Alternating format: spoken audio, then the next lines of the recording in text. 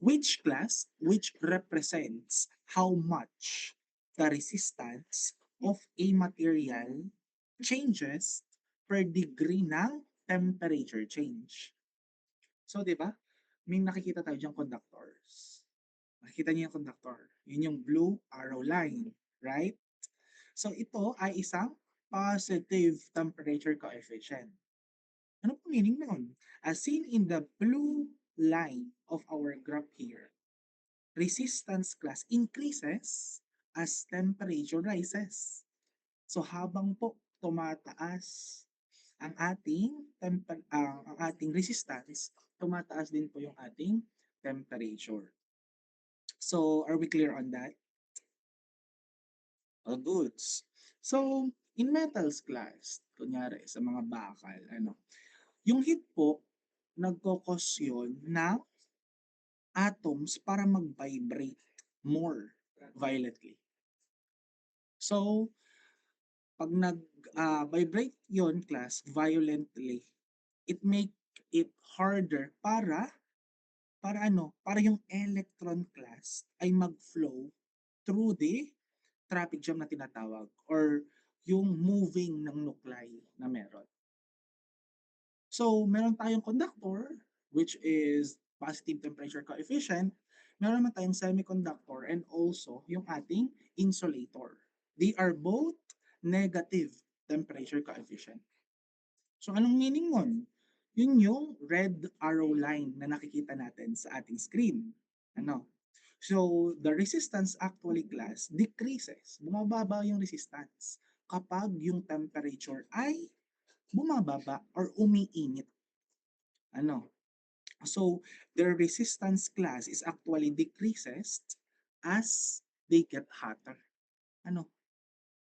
So, because, ano nga ang dahilan? Because of the thermal energy na napoprovide enough para mag-kick or ma-knock out yung isang valence electron across yung merong band gap na meron into a conduction band and increasing the number of availability charge carriers na meron. So, we can see here also the formula for the temperature coefficient of resistance. So, the temperature coefficient of resistance, the formula is the final resistance is equal class to the initial resistance na meron times 1 plus the temperature coefficient of resistance times the change of temperature. Ano po? So, pag change yung temperature, ang formula dyan, yung final temperature minus the initial temperature. So, let's try to solve some problem regarding the temperature coefficient of resistance. So, here, oh my God, hindi ko pala nalagay. Nawala siya.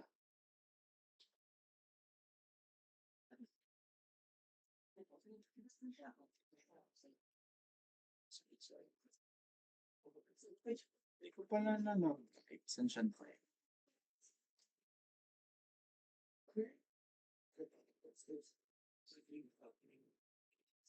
So, this is the problem. So, kunyari,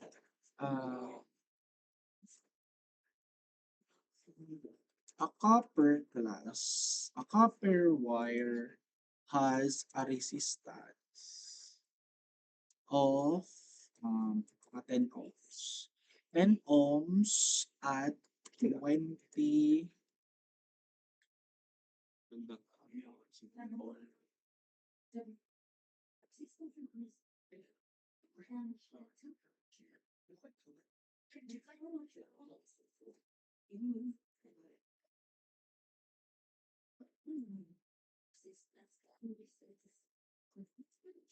20 degrees Celsius. Kung ang copper wire daw po ay may resistance na 10 ohms kapag 20 degrees Celsius niya. So, if the temperature,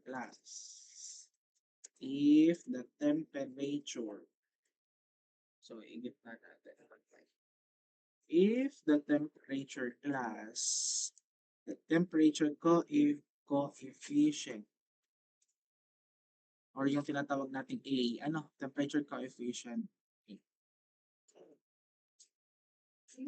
of copper is mga 0.00393 degrees Celsius.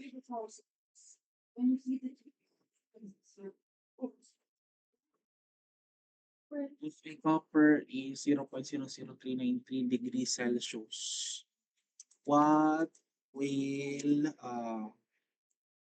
its resistance be if the wire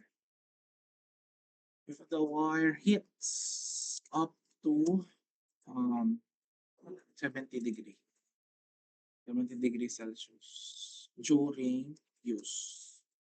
So let's interpret this one. So kung may copper wire daw po na may resistance na 10 ohms at 20 degrees Celsius, and if the temperature coefficient of this copper is 0.00393 degrees Celsius, so what will its resistance be? So tinatanong kung ano yung final resistance if yung wire natin nag-hits up to 70 degrees Celsius. So the first step that we are going to do is we are going to identify the variables na present sa isang problem. So can you give me some variable here that is present to our problem?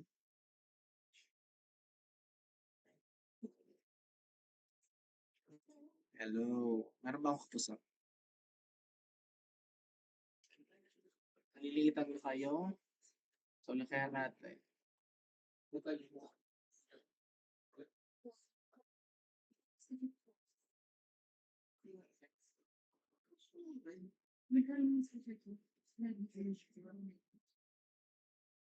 Ano na? Ano na? Magpapasko na. Ano po? Can you give me some or identify some variable here that is present to our problem? We have, so I will give example like the initial resistance. So our initial resistance here is 10 ohms. So go ahead, go Karil. What are the other variable? Initial temperature po, 20 degrees Celsius. Tapos, temperature coefficient po ay 0.00393 degrees Celsius. What are what is our final temperature?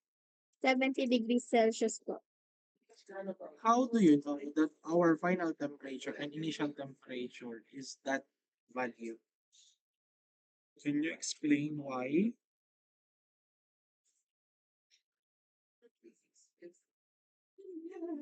Ano po yun? How do you say na ang ating initial temperature daw po ay 20 and ang ating final ay 70?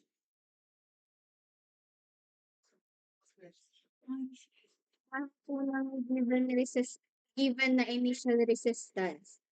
So, since ang 10 ohms ay initial resistance, at 20 degrees Celsius, so ite-take po natin ang 20 degrees Celsius as initial temperature. Okay. Gets. Tama rin yun. Tama. So, and also regarding to our problem, we are getting the final resistance. Pag daw yung wire uminit hanggang 70 degrees Celsius. So that's why 70 degrees Celsius is the final temperature that we are going to use. Ano? So, meron pa po bang variables that is present our problem?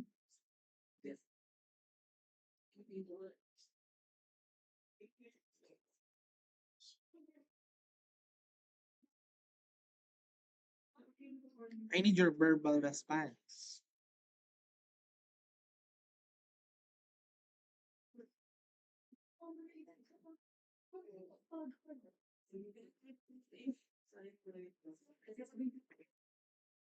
Wala na po. Wala na. Sure ka? Tama ba yun? Sure? Yun naman. Sure na raw siya.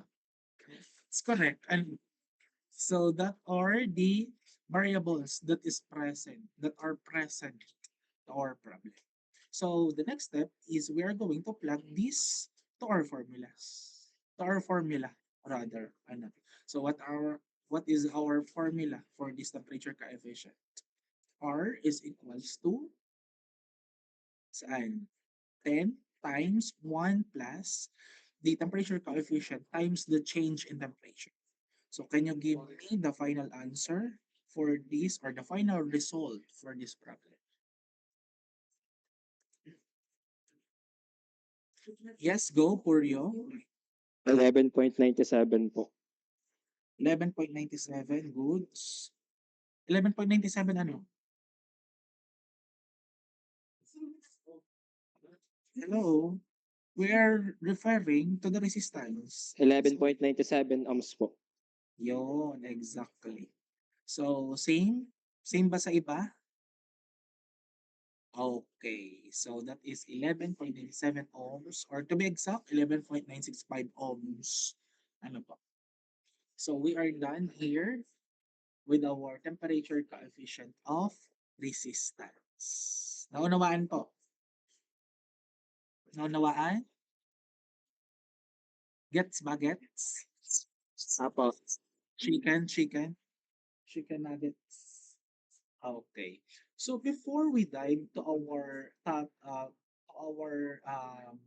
types of semiconductor here, I want to share to all of you the history or the discovery of superconductivity. Ano po? So, nung 1911 class, nag-abroad ako. Pumunta ako sa Germany. So, nung pumunta ako sa Germany class, namimili ako ng pampasalubong. Ano, so nung namimili ako ng pampasalubong, nakita ko ang isang Dutch physicist at that time. Sino yon? Si Honest Hay. Ano? So, nung nakita ko siya class, ang kagalingan is dinidescribe niya kung paano ba yung discovery ng superconductivity at that time. So, isa ako sa nakasaksi nun. Ano po? So, itong si Dutch physicist na si Honest Heike class is he was studying class at that time the exact graph na nakikita natin sa temperature coefficient of resistance. So he wondered class, if the resistance po goes down as temperature goes down, what will happen at absolute zero? So nag-wonder siya at that time. And while he testing the mercury, the element mercury. And he discovered class that instead of following the straight line of the way down sa ating graph kanina, the resistance class suddenly dropped by exactly zero. Ano po? So that was the discovery of superconductivity. How interesting it is. Di ba? Galing. Very nice. Ano? So next, we are going to discuss the types of semiconductor here.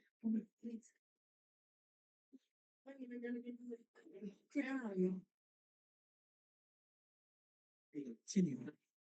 Hindi daw, Pilipino daw yun, pero English niya.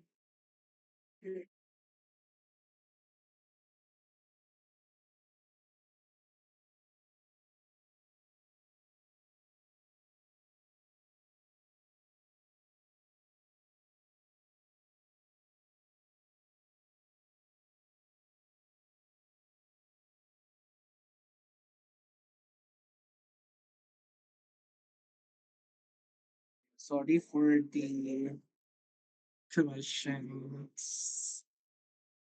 So we are going to continue. So we can see here on our screen the types of semiconductors. So the intrinsic and the extrinsic. So kapag sinabi natin intrinsic class, pure siya. So pure semiconductor without any significant dopant species present doon. So kung is a simple analogy class is, kunyari, naglalaro ka na basketball, ano, naglalaro ka ng basketball, hindi ka umiinom ng mga Gatorade. So pure ka, ano, pure na lakas lang ang ginamit mo. Wala kang dinadagdag na impurities sa iyong sarili. So that is intrinsic. So kapag sinabi natin extrinsic, it is a semiconductor material class that has been subjected to the doping process. So we add some impurities here. Ano po? So kapag sinabi natin intrinsic semiconductor po, this is a pure semiconductor like yung mga pure silicon na meron without any significant dopant species na present.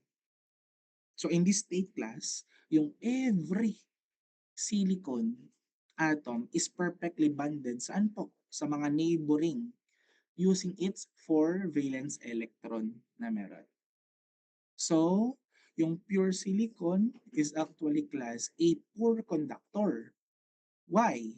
Poor conductor siya sa mga room temperature because all its electron are locked in a covalent ano po, so pakakatandaan. So kapag sinabing extrinsic naman po, this is a material that has been subjected to the doping process. Which means it deliberately add some impurities sa mga crystal lattice by adding just a few atoms of a different element. Ano, nag-add tayo ng different elements, so kaya nagiging extrinsic siya. Nag-add tayo ng impurities. So we can radically change how the material conduct electricity. Ano po? So if we are going to give some broad analogy regarding the intrinsic and extrinsic, I can say that dance floor analogy. In a dance floor analogy, ano? In a dance floor analogy class, kapag sinabi natin intrinsic, this is a pure one. So imagine class, imagine we invite a few extra dancer, we invite everyone pala in a pair. So may pair. So kapag pair, mas atom, that is a covalent bond, pair. So, because everyone is holding hands together, meaning no one can move across the room. So the dance floor is full, but nothing is flowing. Ano, hindi siya sumusobra. So this is an insulator-like state at a room temperature. Ano, intrinsic pa lang. So kapag sinabi natin extrinsic, dalawang type yung extrinsic. We have the N-type and the P-type. So kapag sinabi natin extrinsic N-type, ang majority carrier po natin since N, from N negative. So electrons. So yun yung pinaka magandang tandaan. Kapag P positive, yun yung holes. So kapag sinabi natin extrinsic N-type or the negative one, imagine kapag nag-invite tayo ng dancers, kunyari ang in-invite natin yung element na phosphorus. So, ang kanyang valence electron 5. Ano po?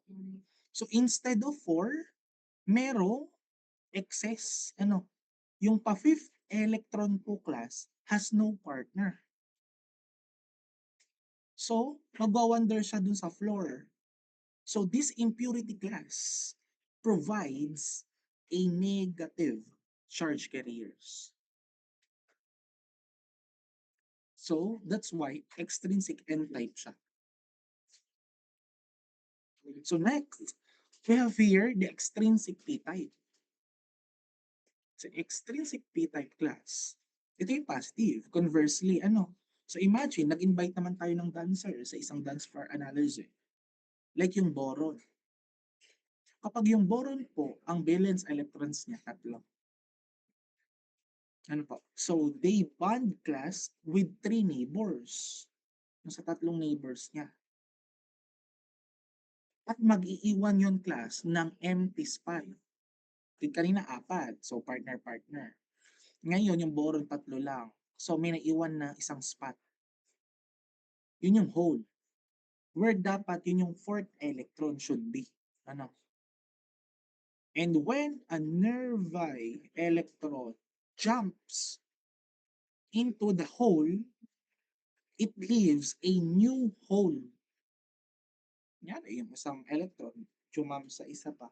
So mag-iwan uli yun ng isang hole. So it looks like the empty space is moving. So it create a positive charge carrier. Kaya ang majority carrier for the extrinsic p-type is holes. Nuggets? Nuggets? As of the moment, nuggets ba? Baka puso-puso lang yan ha. So that is the types of semiconductor. Any question, clarification, or violent reaction?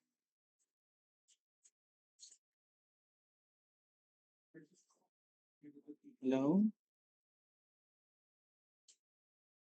Wala.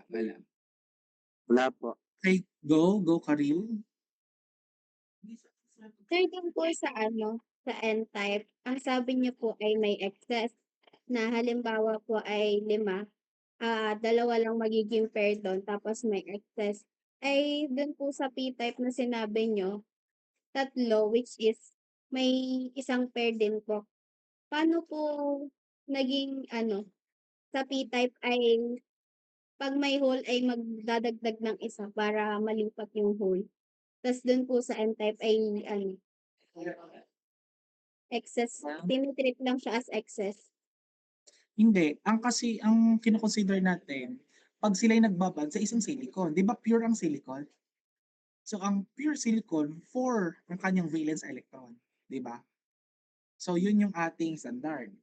Kumbaga yun ang ating pinagbabatayan. So may 4 valence electron. So kapag nag-invite daw tayo, since magiging extrinsic na siya, dahil mag-add na tayo ng impurity for our N-type, ano po? Sa ating N-type, nag-ano tayo ng phosphorus. Nagsama tayo, silicon and phosphorus. Ano? Si phosphorus, 5 ang valence electrons niya. So sobra na isang electron because 4 lang yung sa silicon eh. So excess ang kanyang electron. So that's why extrinsic N-type siya. So yung isa, P-type, why? Ang inad natin, si boron. So magagets nyo mamaya later kung ano yung mga acceptor at saka donor atoms. Kung bakit phosphorus, bakit boron, ano. So nagagets ba? Kaya, di ba, 4 si silicon, si boron ay 3. So may hole na isa. So that's it. Ano, yun. So nuggets? Or medyo nalito, Karil? Okay na po, thank you po. Okay. So, that's it. And we are going to discuss the doping and dopant. Anong kakaiba ng doping at saka anong kakaiba ng dopants? Ano po? So, but before we discuss this doping and dopants po, I want to share some history fun fact regarding the impurities. So kapag sinabi natin the term impurities in science po, medyo ano siya, medyo parang pangit. Pakinggan, pangit. Pakinggan in science. Pero in semiconductor, maganda siya. Ano po? Because, yun yung goal sa isang semiconductor, yung impurities. Why do you think na maganda impurities sa isang semiconductor? Anyone here? Go, James. Ini-improve po niya ang conductivity po ng semiconductor. Yeah, conductivity. Tama din. Another.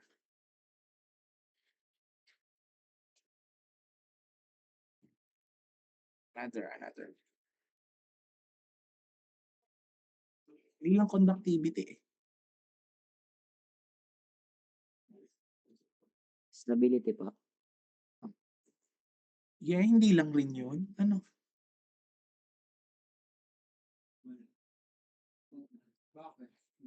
Isipin nyo, di ba? Ano? Hindi lang yun eh. Bakit kailangan natin ng impurities? Sa isang silicon. Ano, kunwari, pure ang silicon. Bakit? Bakit kailangan natin ng impurities? Why do you think? Ano? Sirit na po. Sirit na. Ano? Alam niyo yan. Alam niyo yan. Ano? Why do you think? Why do you think it's the goal for a semiconductor to add impurities?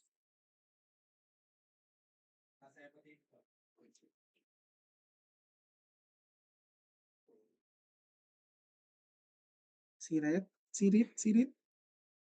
Wala na. Oh, okay. So, ito yon. So, the engineer class who discover yung sinasabi kong this ay nagtatrabaho sa Bell Labs. So, at that time class, katrabaho nila ako at that time sa Bell Labs. So, nalaman ko na ganun pala yung nais nilang iparating. 1940s yun at that time. So, they realized that the dirtier the silicon was, in a very specific or controlled way, the better it worked. Tinatransform po nila yung silicon from a useless one or useless rocks into a brain of every machine or modern machine now. Kunyari, yung pure silicon natin, di ba? Saan gagaling ang pure silicon natin? Mostly sa mga rocks, sands, di ba? So, kung maganda tayo ng impurities, gagamit siya, like mga chips natin ngayon, di ba? In a better purpose na nangyari because of the adding of impurities. So, nagigets? So, kaya, maganda ang impurities for semiconductors. So, next, we're going to discuss the doping and dopants. So, ano ba pinagkaiba nito? So, sinasabi po na ang doping class in a semiconductor is deliberately introduction ng mga tiny amounts of specific foreign atoms or yung dopants na meron sa mga intrinsic or yung mga pure semiconductor crystal para ma-change or ma-alter natin yung electrical properties na meron. Primarily, yung mga ability niya para mag-conduct ng electricity. Conduct electricity. So, class, this process creates what we call either the N-type semiconductor by adding atoms with excess electrons.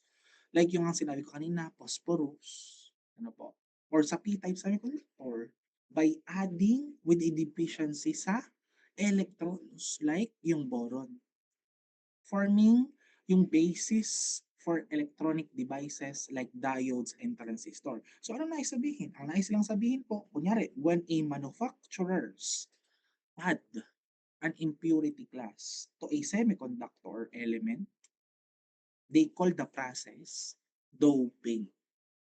Yun yung process, doping. Ano po? E ano naman po yung impurity material itself? Yun po yung dopant.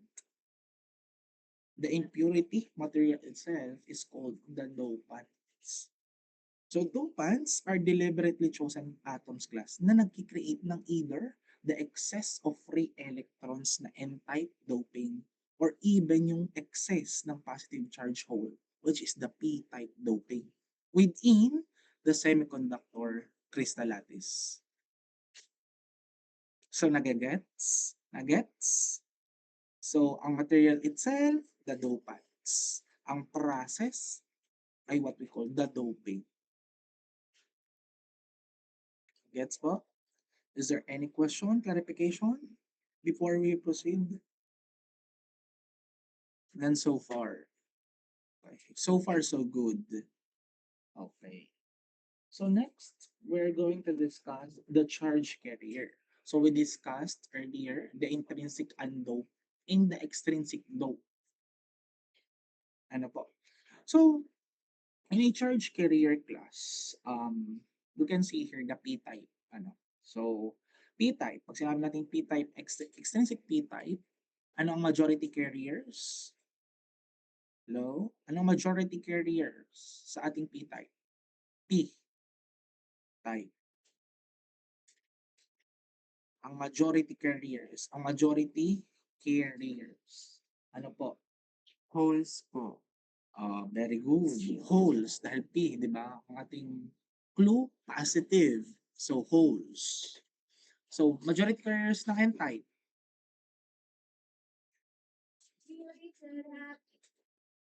Electrons po. Yeah, exactly. Ano? Electrons. So, since madami akong electron, so ako yung magiging donor.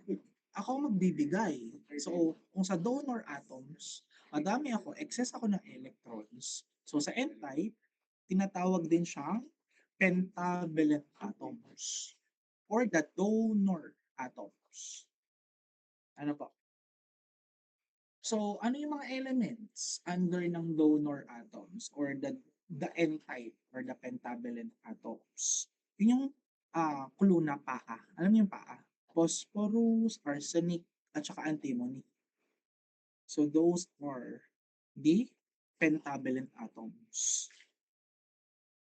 So, kapag sinabing donor impurities class, when dopant class contains an inherent excess ng electrons, we call it the donor impurity. So, kunyari, mag-a-add tayo ng substance, then magkokos ito ng conduction. Mainly saan po? By the means of the electron flow. So, as in an ordinary metal po, such as the copper, ano. So, yon. So, kapag naman po, acceptor, since madami si p-type na holes, kumbaga madaming kulang electron. So, siya naman po yung mag-accept. Dahil kulang nga ako eh. So, ako naman yung mag-accept. Kaya most of the p-type, hindi, the entirety ng p-type are the acceptor atoms. So, tinatawag natin siyang trivalent atoms. Ano po? So, what are those elements that is under this p-type? Those are abig. Ano yung abig? That is aluminum, boron, indium, gallium. So, those are the elements. Ano po? That is under the acceptor or the trivalent atoms. Nagagets? Nagets? Goods? All goods? So, in a acceptor impurities class, if yung impurity po has an inherent deficiency sa isang electrons, we call it the acceptor impurity. Goods? So when we add an element class, such as yung aluminum, yung sinabi nating boron, gallium, or even indium, a semiconductor element, ano po, the result for this is the material conducts mainly by means of hole flow, by means of hole flow. So, hole comprises class ng assigned spot. So, nagkakaroon ng spot in the atom where an electron would be exist under a normal conditions. So, but in fact, it doesn't show up there. So that is the charge carrier. That is the donor impurities and the acceptor impurities. So don't forget that. Ano, pag sinabi natin N-type, majority carrier electrons. So majority carriers, mas madami yung electrons. Inuulit-ulit lang natin para mas matandaan nyo. Ano po? Marami yung electrons. Since donor ako, marami ako hindi ako magdodonate. So mas madami ako, they are the pentavalent. So kapag p-type, they are acceptor. Madami naman siyang hole, yung mga hole. Ano, kaya mag-accept naman ako dahil kulang naman. So that are the trivalent. So don't forget the elements under there. Ano, paa and abig. Pag kasi biga, may double meaning yun sa mga sa Mindanao. Ano yung pagkain sa Bisaya? So abig na lang. Aluminum, boron, indium, and gallium. So that are the elements under ng doping or under ng trivalent. So wait lang po. Wait.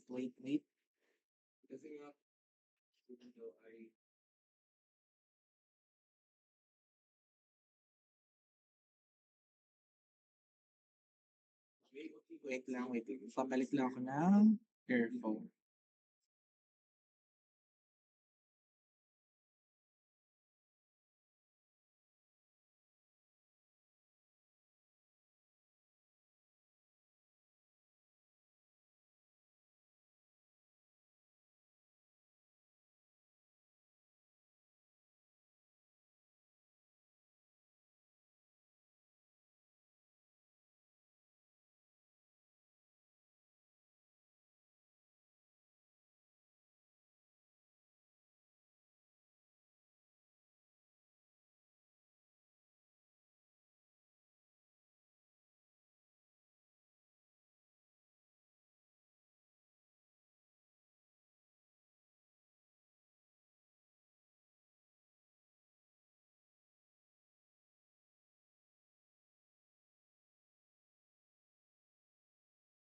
Hello, am I audible? Tapos may pinabago pa siya. Clear? Crystal clear? Yan, thank you so much. Nagpalit lang ako. Nalobat yung isa kong earpods. So, itong local mo lang ginamit. So, let's continue regarding the um, doping process. So, sino makapag-ulit dito? Ang sinabi ko. Some of their thoughts regarding the doping and charge carriers. Kahit ano lang, kahit konti lang.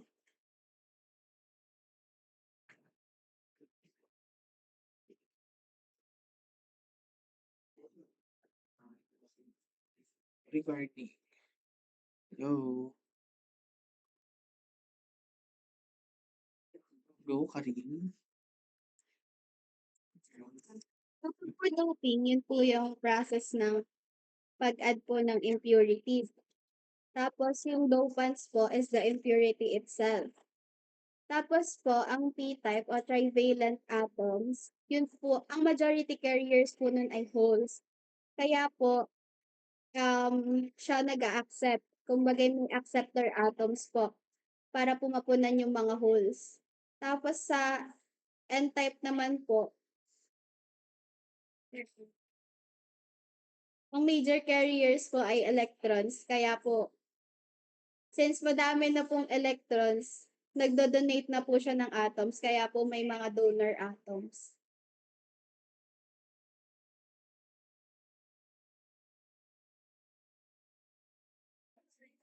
Thank you so much. So another one daw, si Cassandra.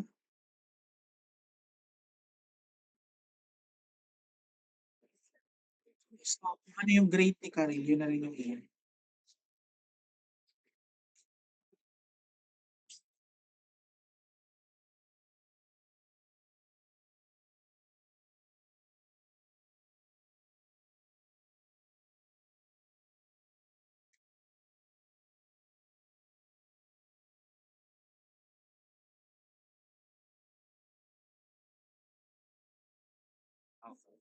Thank you so much. So, but before we dive to the application of semiconductors, let me share to you some um, semiconductor um, timeline. Hindi naman siya exactly timeline. It is, kumbaga ay story regarding ng semiconductor. So, it is about, what do you call this? It is about the betrayal at Shockley Semiconductor. Para malaman nyo lang. Ano? So, noong 1956 po class, si William Shockley, one of my great friend, na gumawa po or the inventor of the transistor. So, sama-sama kasi kami noon eh. So, nakita ko sila, tatlo sila nagawa ng transistor sa Bell. Second floor yon. So, ako kasi, nag-work ako third floor at that time. So, si William Shockley po, one of the inventors of the transistor class, he started his own company. Nag-start siya ng own company niya. And he was a genius one, but a notorious and difficult boss. He is a paranoid and abrasive class. And 8 of his top scientists class fed up with his management style and decided na mag-quit dun sa kanila, sa company ni William Shockley. So, Shockley called them as the Traitors 8. So, sila yung mga traidor. 8 sila eh. Traidor sila. Pero, class, tatandaan nyo na these traitors went to found the Fairchild Semiconductors. Yung Fairchild Semiconductor class, which eventually gave birth, saan po? Sa isa sa mga sikat ngayon, which is the Intel in the entire Silicon Valley ecosystem. Ano po? So, why this matters to you? Because the scientist class were the ones who perfected the doping process na nakikita natin sa ating screen. So by mastering how to put the p-type and the n-type materials next to each other, they created yung transistor. So the tiny switch that allows our laptops para mag-perform ng mga billions of calculations per second without nababurn yung mga houses natin. Ano? So, ganon kagalingan. Kahit sabihin natin traitor sila, pero they are the one who gave birth to the Intel. Ano pa? So, yon. So, next, we are going to dive to the application of a semiconductor. So here is the application of semiconductor. We have robotics, smart infrastructure, public safety, autonomous driving, and even environmental protection. So marami pa sila. So since madami pa sila, so ilan lang naman tayo dito. At exactly 155 class. Ano? Can you share some of the application of semiconductor na alam nyo? Ano? So, iisa-isahin ko kayo ha. Para mag-share and explain why they are part of the application of a semiconductor. Are we clear on that? Okay.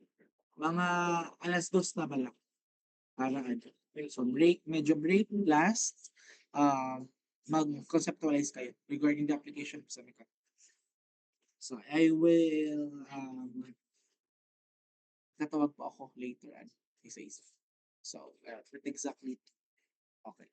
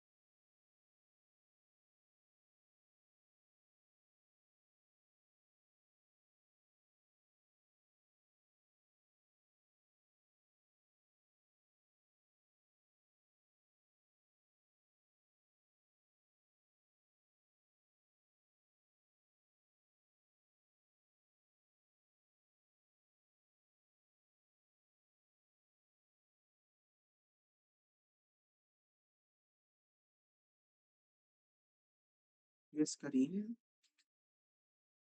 Sir, ask ko lang po ulit kung ano po ulit yung question. Ano, mag-share kayo isa-isa ng some of the application regarding semiconductor and why this is part of the application is in semiconductor.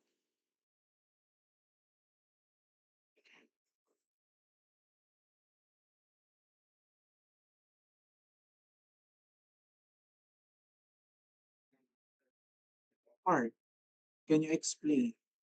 Kunyari, like, some of the application of semiconductor is, kunyari, environmental protection. So, semiconductor class contribute to the environmental protection by enabling the energy efficient electronic product and by the industry's own effort in green manufacturing. So kung specific sa environmental protection, maybe some sensors na nakakapag uh, identify kung ano yung garbage niya, ganon. So, ganon. So, we have kunwari, uh, other than that here, ano,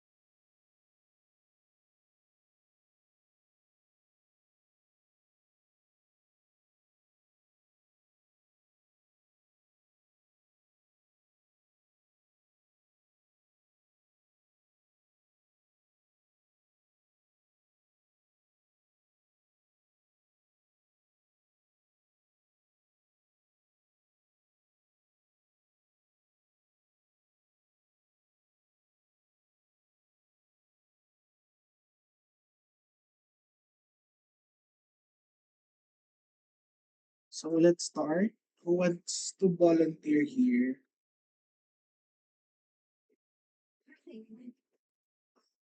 Go, James.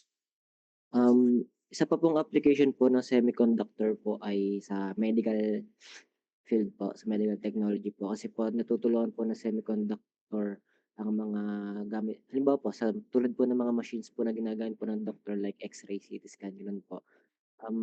Natutulungan po nila ang doctor na ma-detect po ang sakit po ng mga pasyente and nag-a-allow din po ito na makita po ang internal organ ng tao. Yun po. Tas nakakatulong din po 'to sa nakakatulong din po 'yun sa mga ibang device, like po monitoring device po para po sa mga heart rate, like oxygen po, blood pressure, gano'n. Nade-detect po ng doktor through sa mga ganyang device. Okay, very nice, very nice. So, tama naman na isa sa is medical field ang ginagamit. So, kaya meron tayong biomedical engineer here. Ano? So, sila nag-identify ng mga MRIs, EMG, ECG, ano po? So, gano'n. So, thank you so much, James. Another one? Arigor. Arigor. Sa akin po sir ano, ang application po ng semiconductor po ay sa public safety po. Gaya na lang po ng mga traffic lights po, na kung saan po yung traffic lights ay hiling po ng pagbabago ng kulay para po malaman ng mga drivers kung kailan po sila mag-go-go at mag-i-stop para po ma-reduce yung aksidente at para maiwasan po yung mga ano po, yung aksidente nga po. Tama naman. So, tama siya, correct. So, may logic din na ini-embed tayo dun sa traffic lights kung bakit siya gumagana. So, ninanais din natin maging smart city yung isang bayan. Ano? So, by adding some sensors or by implementing some traffic light that is embedded with some sensors. No, so kapag na-sense po yung isang bag sa isang sasakyan, titigil or mag-green light yung isa, and then mag-stop naman yung isa. So, we are nais din. So, thank you so much for sharing that. So, another one, Cassandra.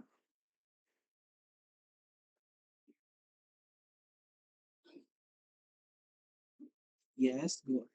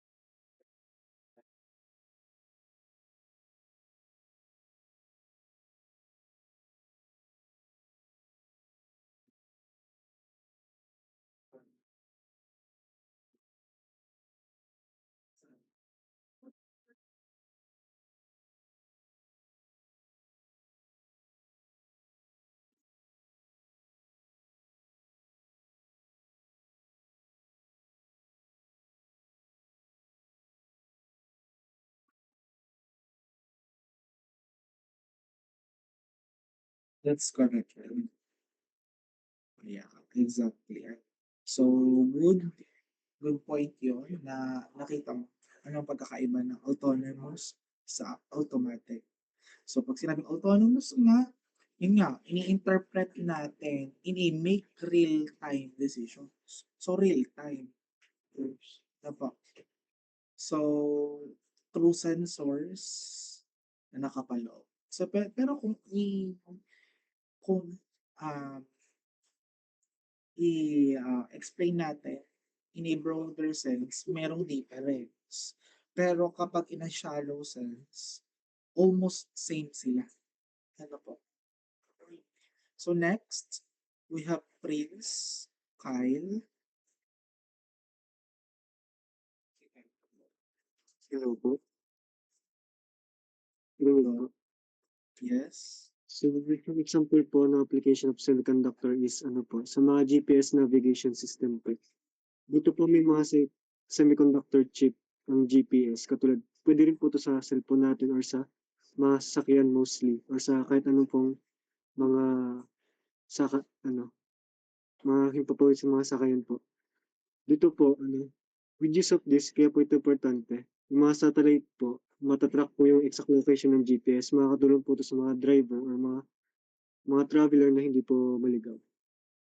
Okay, correct. Ano, very nice, very nice, very good. So next we have Kusi.